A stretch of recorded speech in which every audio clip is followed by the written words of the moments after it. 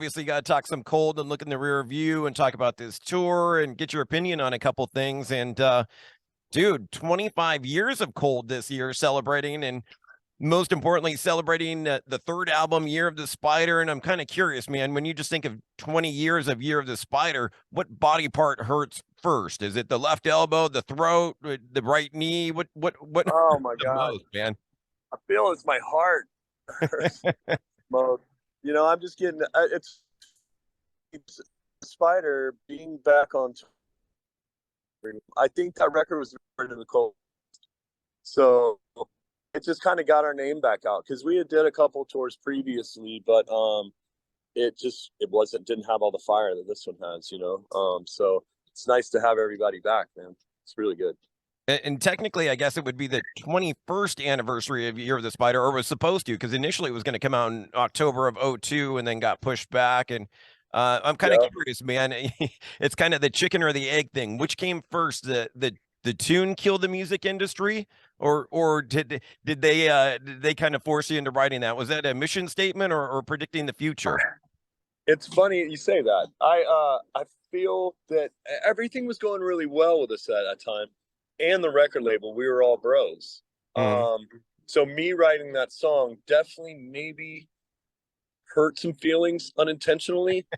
I was like, but I don't, there was an angst that I needed to get out, and that's what happened. I, So I thought maybe the delay in the album, caused you to write one more. You're like, I got one more in me, and then yeah. come to find out, 20 years later, it is pretty much killed. Funny you say that. That was the last song on the record too that we did. So, but yeah, definitely. And maybe that was everything too. We were getting a lot of stuff back in the day from the Napster thing and all that. So I don't know. We were just, yeah, it's definitely dead now. Well, at least at the time, the label had to be happy with the success of Suffocate and Stupid Girl, especially. 100%. So it was awesome. And in playing this album in its entirety, is it a little odd to kind of start with those tunes that you would probably play later in the set, and they're coming up like second and third now in the set? Actually, we discussed that at set time because okay, so Wasted Years was third, right? I go, there's no way we could play Wasted Years third. We're gonna bum everybody out right at the beginning of the set, and we have switched things around. We play Waste. Actually, we wait till Wasted Years so after the encore. We make people think that we might not play that song, and then we play it, and the whole place sings it, and it's a really beautiful experience. Just a good moment. And then with Cure My Tragedy and Black Sunday, I kind of wanted people to do to feel what it was like for when I first wrote the song with just piano. So we transposed those to piano and just do different versions of them. Oh, So it's kind of a different thing, and I set it up by saying, I know you guys are probably thinking we're going to do it like that, but I wanted to bring you back to the moment I was in the room when we wrote the record and wrote that song, and I think it really translates well with everybody, and they have a good time. I'm trying to get out of the rain here, but I got a bunch of cool art behind me, so I see that. I see that. I like the yeah, Misfits you were behind earlier. You know, yeah, and cool that you give a little storytellers too in doing the show and talking about the yeah. tunes and a little behind the music. I love that. Yeah, man, it's a good time, and well, I really never did that with Cold back in the day. I was very quiet between songs, so me opening up to that part of my life, um, it was kind of a little thing for me. I had to get acclimated to talking to people like that on stage, um, but I think it translates well, and it brings them to a part of the show where the song maybe everybody has different very perceptions of what a song is about, and then when you get to really understand it, I think maybe it helps you more you know Totally. Totally, man. Well, I'm looking forward to the shows. We got you in Southern California, May the 3rd at the House of Blues Parish Room, and then the very next night at the Whisky, and bringing out yeah, some bands with you, Divide the Fall, Awake for Days, and Signal Noise. Great yeah, little package. yeah, man, they're good bands. They're all younger bands, and they're just they're really on it, so it's been a great tour so far, and we can't wait to get to Cali. And wanted to heap a little bit of praise on your bassist, Lindsay Manfridi, an incredible Yeah. human being, in better bass player, incredible human being. I got to know her through Will Martin of Earshot. Kind of curious how you got introduced to her.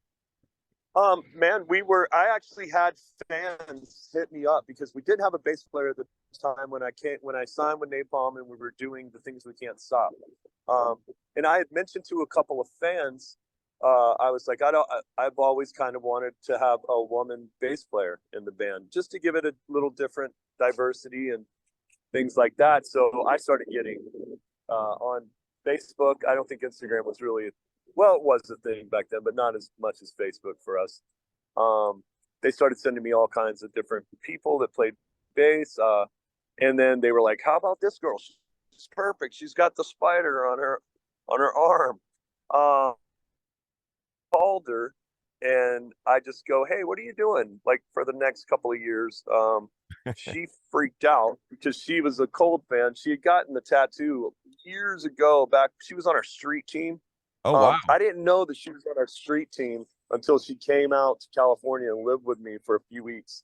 And then she started telling me all this stuff. Another hilarious thing was we had the gold record on the wall, and inside Year of the Spider, we had a bunch of fans send in their tattoos. Lindsay's arm, her tattoo is in Oh the Year of the wow. Spider booklet. Yeah. I go, oh my God, that's insane. So yeah, it was just serendipitous.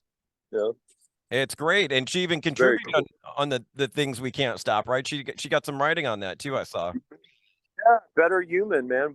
I had flipped that song around a few times trying to find it because I'm the kind of writer I have to have the music doesn't tell me the words and I'm not going to write them down. So I was having a problem with this chorus and we were sitting in Phoenix doing the drums and she came up and helped me out and it worked perfectly. So I was stoked for her.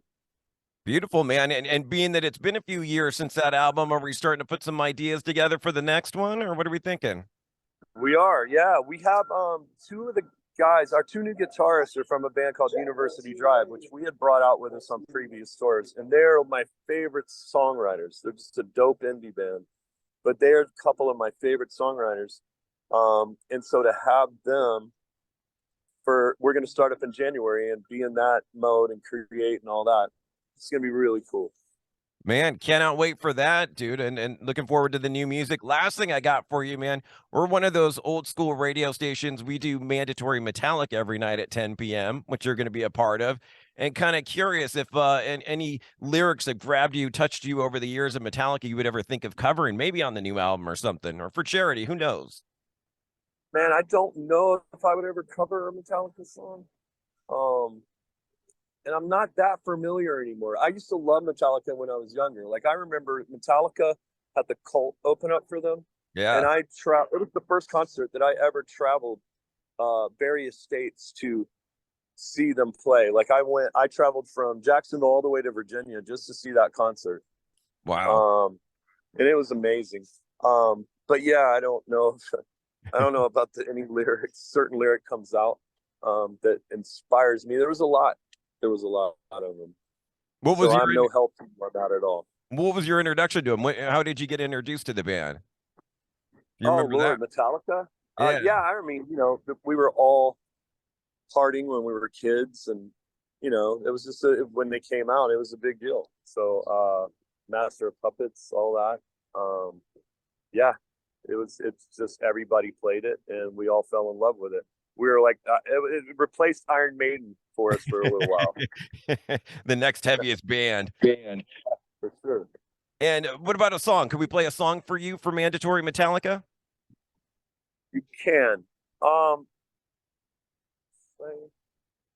Sad but True. That's the song, right? Yeah. Real Yes, I love sludgy, that kind of song. Sabbathy. Yeah, that's my jam. Especially right now out on the road, man. I mean, that's that's the lifestyle. That's the life.